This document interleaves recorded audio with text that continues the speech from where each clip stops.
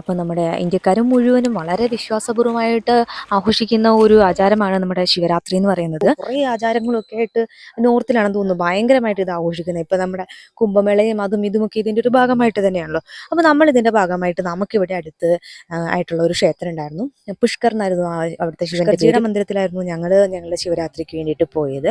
അപ്പോൾ അവിടെ ഈ ശിവരാത്രിയോടനുബന്ധിച്ച് കുറേ ദിവസങ്ങൾക്ക് മുമ്പ് തന്നെ ഈ ചടങ്ങുകൾ തുടങ്ങുന്നുണ്ടായിരുന്നു. അപ്പോൾ ഇവിടുത്തെ ഒരു പ്രത്യേകത എന്ന് പറഞ്ഞു കഴിഞ്ഞാൽ ശരിക്കും ഇവിടോട്ട് വണ്ടിയും വള്ളവും ഒന്നുമില്ല. നമ്മളൊരു 2-3 മലകൾ കയറിയാണ് പോകുന്നത്. അത് വലിയ 2-3 മലകളാണ്. അപ്പോൾ ആ മലകൾ കയറിയും ഇറങ്ങിയൊക്കെയാണ് പോകുന്നത്. അതിനിടയ്ക്ക് പുഴയുണ്ട്.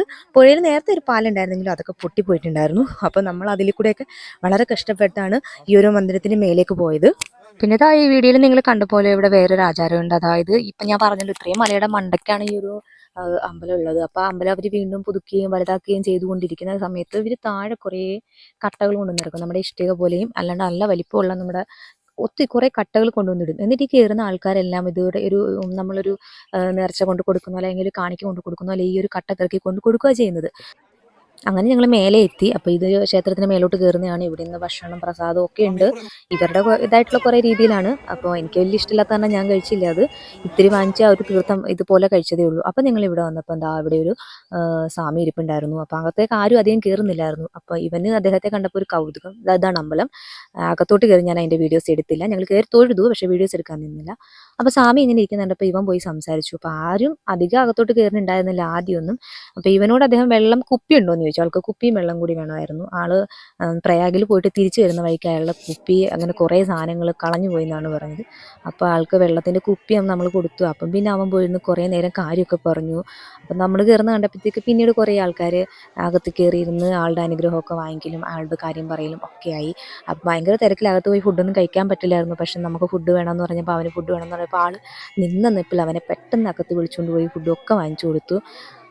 പിന്നെ നമ്മളിതാ ഈ വീഡിയോയിൽ കാണുന്ന പോലെ അവിടെ നിറയെ ചെടിച്ചട്ടികളിലും അല്ലാണ്ട് അതിന് താഴെയൊക്കെ ആയിട്ട് നിറയെ കഞ്ചാവ് വളർത്തി വെച്ചിട്ടുണ്ടായിരുന്നു. ഇത് ഇവിടുത്തെ സ്വാമികൾ ഉപയോഗിക്കാറുണ്ട്. അത് വിശേഷ ദിവസങ്ങളിൽ കലക്കിയത് പാനീയമായിട്ട് കുടിക്കാനും അല്ലാണ്ട് വലിക്കാനും ഒക്കെ ഇവർ ഉപയോഗിക്കാറുണ്ട്. പിന്നെ നമ്മൾ പോരാൻ നേരം നമുക്ക് കുറച്ച് തന്നിട്ടൊക്കെയാണ് വിട്ടത്. നമ്മൾ പിന്നെ അതിൻ്റെ താഴെയുള്ള അവിടുത്തെ പാടമൊക്കെ കണ്ടിട്ടാണ് വന്നത്. അത് ഞാനതിൽ ആഡ് ചെയ്തിട്ടുണ്ട്. ഇവിടെ അത് ലീഗലാണ്. ശരിക്കും അതിൽ അത്ഭുതം തോന്നിയൊരു സംഭവം എന്താണെന്ന് പറഞ്ഞു കഴിഞ്ഞാൽ നമ്മൾ അകത്ത് കയറി തൊഴുതിട്ട് വരാം എന്ന് വിചാരിച്ച് അകത്തോട്ട് പോയി എൻ്റെ അമ്മ അവിടെ ഇരുത്തിയിട്ടാണ് പോയത്. അപ്പോൾ ഞങ്ങൾ തിരിച്ചു വന്നിട്ട് നോക്കിയിട്ട് സ്വാമിയുടെ പൊടി പോലും ഇല്ലായിരുന്നു അവിടെ. എൻ്റെ അമ്മ പറഞ്ഞു സ്വാമി നിന്നിരിപ്പ് ബാഗും വടിയും കുന്തവും എല്ലാം എടുത്തുകൊണ്ട് ഒറ്റ വെടിയിൽ വിട്ടു. എങ്ങോട്ട് പോയി അപ്പുറത്തെ ഷോ ഒന്നും കൂടി അറിയില്ലായിരുന്നു.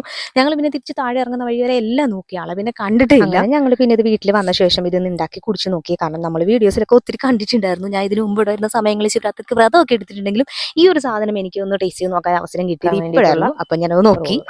അത് ഓരോരുത്തർക്കും ആവശ്യമുള്ളത് അവരവരുടെ ആവശ്യാനുസരണം ഉരുട്ടിയെടുക്കണം. ഞാൻ എന്നെടുത്തിരിക്കുന്ന ഒരു വളരെ ചെറിയൊരു ഉരുളയാണ് എടുത്തിരിക്കുന്നത്. അപ്പോൾ ഇതെങ്ങനെ വേണമെങ്കിലും മിക്സ് ചെയ്ത് കഴിക്കാം. ഇത് നമ്മൾ മൗണ്ട് അബുവിൽ മാത്രം കിട്ടുന്ന ഒരു അബുക്കി റബ്ഡി എന്ന് പറയുന്ന ഒരു പാലിൽ നിന്ന് ഉണ്ടാക്കുന്ന ഒരു സാധനം. നമ്മൾ അതിലാണ് മിക്സ് ചെയ്യുന്നത്. ആദ്യം ഇത് പാലിലിട്ട് മിക്സ് ചെയ്തെടുക്കുക ചെയ്യണേ. എന്നിട്ട് നമ്മൾ അരിച്ചെടുക്കും. നീയും കലക്കുകയാണല്ലേ കൊച്ചു കളി എന്ന് പറയുന്നത്. ഇത് നമ്മളിനി അരിച്ചെടുക്കും. അതാ ഒരു പച്ച കളറായിട്ടുള്ളത് മൊത്തത്തിൽ നമ്മളിനി അരിച്ചെടുക്കും. ശരിക്കും മധുരം ഇടും, പക്ഷെ ഇതിന് ഭയങ്കര മധുരമായതുകൊണ്ട് ഞാൻ ഇതിൽ മധുരം ഇട്ടിട്ടില്ല. ഇനി നമ്മളിത് ഇങ്ങനെ പൊക്കി പിടിക്കണ്ട, വേസ്റ്റ് ആയല്ലോ.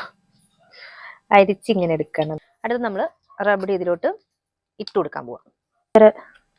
മധുരവും പാലിൻ്റെ ഒക്കെ ഒരു ഫ്ലേവറും ഒക്കെ ആയിട്ടൊരു സാധനമാണ് ഇത് റബ്ഡി.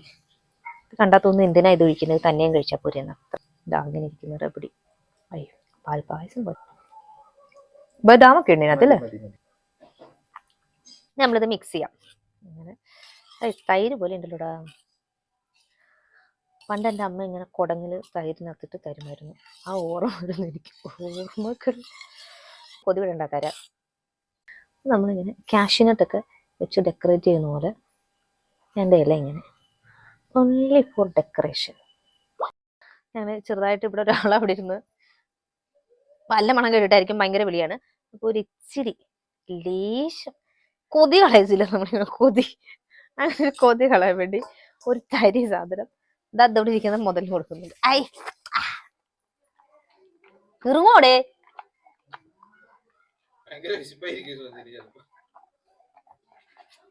സൂപ്പർ. എങ്ങനെ ഉണ്ടായിരുന്നു റേറ്റ് യുവർ എക്സ്പീരിയൻസ്? പെടയം. അപ്പോൾ അത് കണ്ടിട്ടാണോന്ന് അറിയില്ല, ആ സമയപ്പോഴത്തേക്ക് ഞാൻ നോക്കിയപ്പം മേളിൽ നിറയെ കുരങ്ങന്മാർ വന്നിന്ന് താഴോട്ട് നോക്കിയിരിക്കാൻ തുടങ്ങി. എന്ത് സംഭവം എന്നറിയില്ല. അല്ലത് ഇങ്ങനെ അടിച്ചാൽ പൂക്കി യൂട്യൂബിൽ ഇല്ലെങ്കിൽ ഇങ്ങനെ അടിച്ചാൽ പൂക്കി പിടിക്കത്തില്ല. വേറെ നിന്റെ മുറി വല്ലതും ഉണ്ടോ? അതിനകത്ത് വല്ലതും ഉണ്ടോ എന്ന് എത്തുന്നു. ഞാൻ പറഞ്ഞില്ല, അവൻ നോക്കുന്നുണ്ട് കുറെ നേരം കൊണ്ട്. ലാസ്റ്റ് അവന്മാരെല്ലാം പോയിട്ടാണ് നമ്മുടെ സാധനം എടുത്തത്. നല്ല പേട്ട സാധനമായിരുന്നു കേട്ടോ, നല്ല ടേസ്റ്റ് ഒക്കെ ഉണ്ടായിരുന്നു, ഗംഭീര സാധനമായിരുന്നു. അങ്ങനെ ജീവിതത്തിൽ ആദ്യമായിട്ട് ശിവരാത്രിയുമായിട്ട് ആ ഒരു സാധനം നമുക്ക് ടേസ്റ്റ് നോക്കാൻ ഒരു ഭാഗ്യം സിദ്ധിച്ചു. അപ്പോൾ ഇതൊന്ന് കാണിക്കാവുന്നതാണ്. താങ്ക്സ്.